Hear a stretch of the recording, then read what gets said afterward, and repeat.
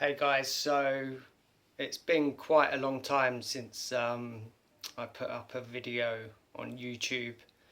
Obviously, usually it's some form of physical ability. So in this video, I just wanted to kind of give a um,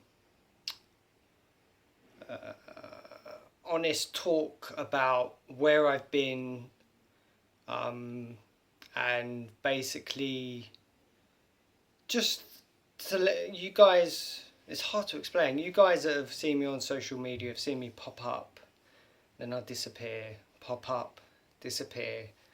And there's a reason for that. It's not just for the sake of it or just out of boredom or other different things. There's actually a really kind of deep reason behind it.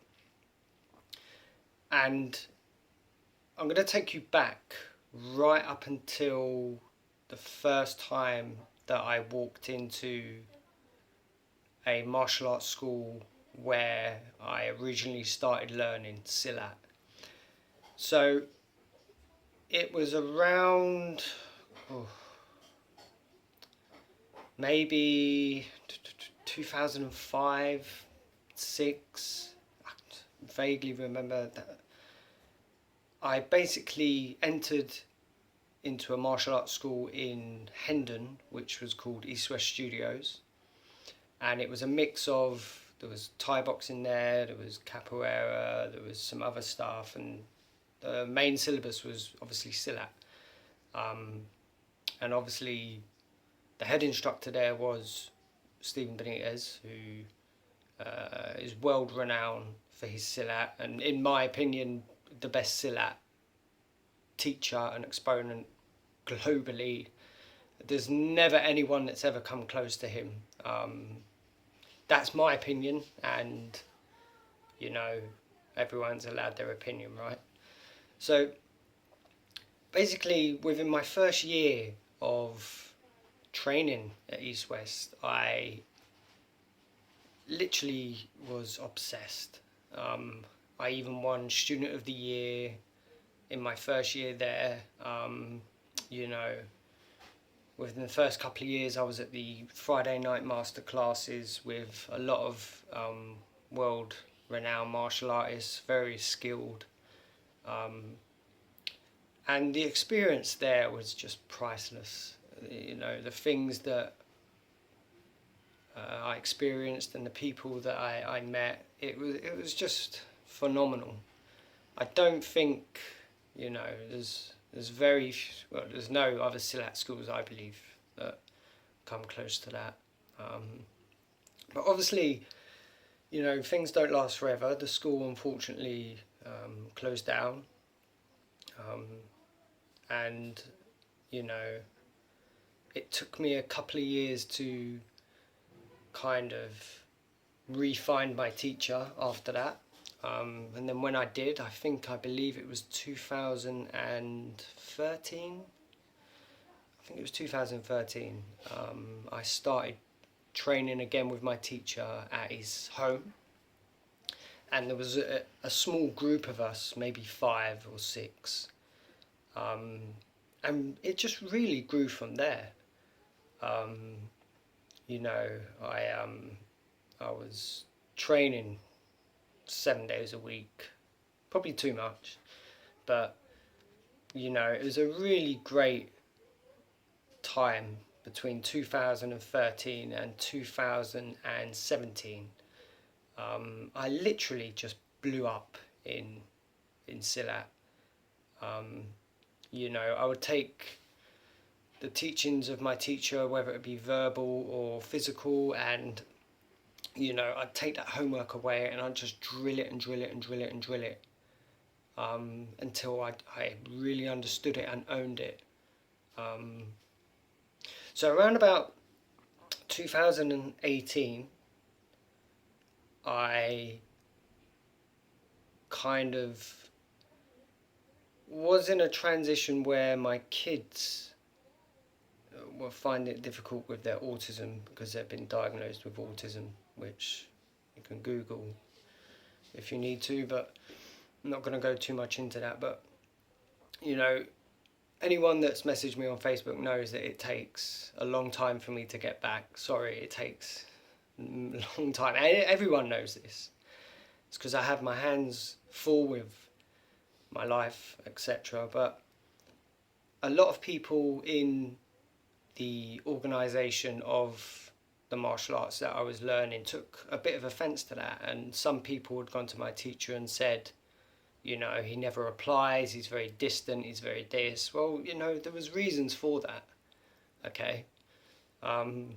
Usually skill level attracts a lot of jealousy anyway, and I experienced a lot of that during my time training. But I feel like, you know, some things were said. So in 2018, there was some other factors going on with my martial arts, with the group that I was with, and it was nothing negative, and I've got nothing bad to say, but there was a split. I kind of distanced myself because I just didn't feel like I was fitting in, kind of, you know, I felt a little bit of an outcast, kind of. So I did split from the group that I was with, and it was heartbreaking, you know. I've given so much, and, you know, I represented the group with everything that I had, you know, and I just felt I was going to take the teachings and learnings for life and take them to places where it needed to be. That was what I felt my calling was, okay? So, obviously I split in 2018, and then CFW Silat was born. So that was everything that I learned, just in my own expression, like, you know, a lot of people do. But I think the part that I found the hardest was that I could never call what I learned something else, and I think that was the most conflicting, mentally challenging situation that I've had in my adulthood, and that was because I loved something that I loved so much, I just couldn't call it something else. Now there's so many different martial arts out there, and different fractions, and it is an expression of someone's teachings, but just coming from the background that I come from, I found it so hard to call something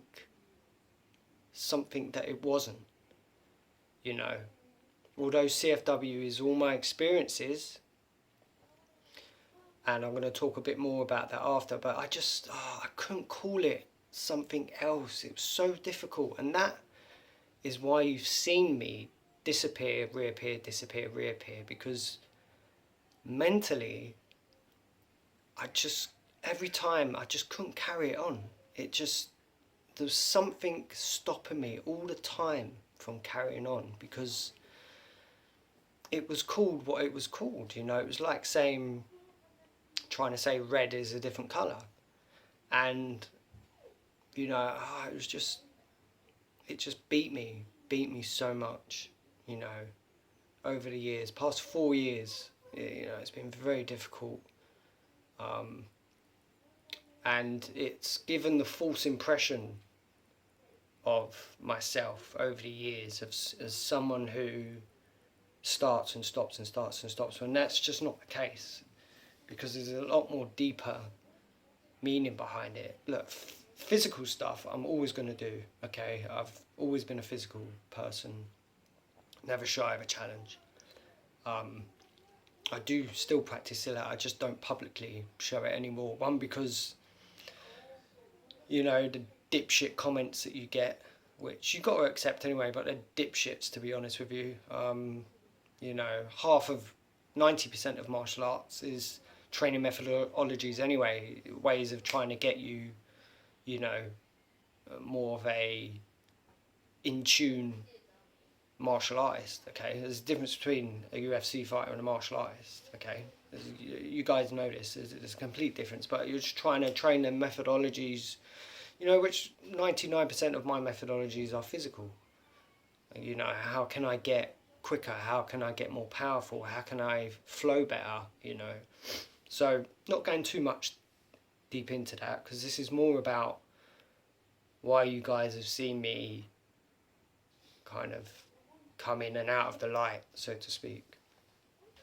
And once I split in 2018, I was still teaching seminars, and I still was out there and still representing what I loved. But it wasn't until about 2019, just before 2019, mid-18-19, that, it just, for me, mentally, it was just too much. It was way too much. And a lot of the group who I was originally with took a lot of offence to it, and I lost all my friends. Were they friends? I don't know. Do they still message me? No. I have no contact. It is what it is. And as a lot of you know who try to message me on social media, it's very difficult. Just because I've got 2 kids. I've got my 2 kids here now, and you just find there's not enough hours in the day. You can quickly message, but it's difficult. And sometimes, people can take offence to that, because these days everyone wants quick results, quick responses, and that's what it is. But I mean, look, moving forward, I still train Silat. I do it because I like it and I love it, and I do it for my own mental stability, but I mostly show the other side of fitness, training with various other things. But I've had a few questions lately, because there is a lot of guys out there who train CFW Silat, Andre. There's a lot of you guys out there that are training it, and you're asking questions, about CFW Silat. For me, my job was always to pass on what I knew, and for the individual student to take it and apply it and build it up, and do what you want with it. Obviously you could say, well, that's what you should have been doing once you left, or once you kind of moved on from your teacher. Yeah, but I just found it harder. I think it's just because of the background that I was from. I was one of, probably I was second generation student of the group that I was with. And and as you've seen from this video, I haven't said anything bad about the group. Anyone that's watching this video is watching it because the history, so I don't need to go too much into name calling. But there's nothing wrong with the group. Everyone has their own path, at the end of the day. And I have nothing but respect for the fellow group. It's just that some things, these things happen, but moving forward with CFW Silat, it is my own expression. Will I continue and move forward with it? Maybe. It'll probably be quite closed like it is at the moment. Will I share some more stuff? Maybe. I do share the older footage. But as I said, the dipshit comments,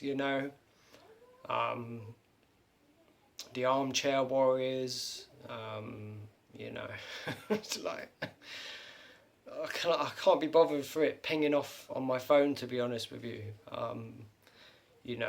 I'd rather spend my time looking at something else and being bothered by something else than a dipshit comment come through from some person who's 20 kilos overweight, can't move for shit, hips are broken. Oh yeah, that'll never work. Yeah, okay, probably can't even run for a bus, let alone slip a jab. You know, the sooner you get it in your head that 99% of what you do is methodologies to make you a better martial artist, sooner you become a better martial artist. But I don't get involved in politics of martial arts. Anyone that's known me from day one, I just train and I have fun. Whatever comes along with that is great. You know, as you can see, 99% of my posts will always be physical. You know, this is probably the longest I've ever sat in front of a camera and expressed, but I'm expressing because I want people to know the reason why I come in and out of the light. And that is because I have such a deep connection with the group that I was with. I find it very, very, very mentally challenging to call something it's not. But as I'm learning, and I'm learning a lot from my kids, and you know, and from life, that you know, maybe it is the right way to move forward and to express myself. And whether it's called pink, yellow, red, you know, it's your expression, it's your individuality. You know, there should be no kind of movements that are trademarked. You know, it's a lot like lyrics of a song. You know, they're trademarked, but movement you can't really trademark. But look, listen, it's been nice to talk back on camera and put something on CFW Silat. You know, will you see some more CFW Silat? Maybe. You know, comment down below if you want to see some more stuff. I still practice, but I just wanted you guys to get an understanding of why I've been in and out of the light, and I really appreciate everyone's support. You guys know who you are, and you have my deepest respects. That goes for everyone. Okay, so Samba.